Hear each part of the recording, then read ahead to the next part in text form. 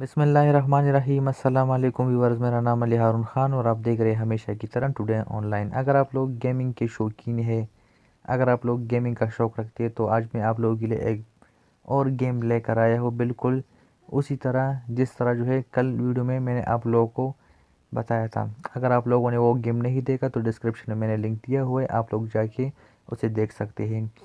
ये game racing इन car 2 के नाम से जो है प्ले स्टोर पर मौजूद है।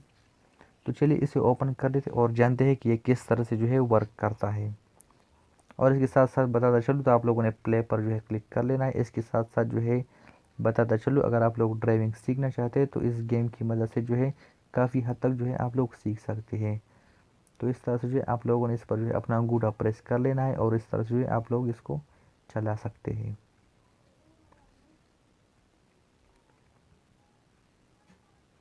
ये भी काफ़ी हेल्पफुल और काफ़ी मज़े वाली जो है गेम है। तो इसे यूज़ करके आप लोग जो है अपनी माइंड को जो है चेंज कर सकते हैं। इंशाल्लाह उम्मीद करता हूँ कि आज की वीडियो आप लोगों को पसंद आई होगी। अगर वीडियो पसंद आई है तो वीडियो को लाइक ज़रूर कीजिए, साथ ही साथ चैनल को सब्सक्राइब कीजिए और बेल आइकन को प्रेस कीजिए ताकि मज़ीद हर आने वाली वीडियो की नोटिफिकेशन आप लोगों तक मिलती रहे। Thanks for watching. अल्लाह हाफिज़।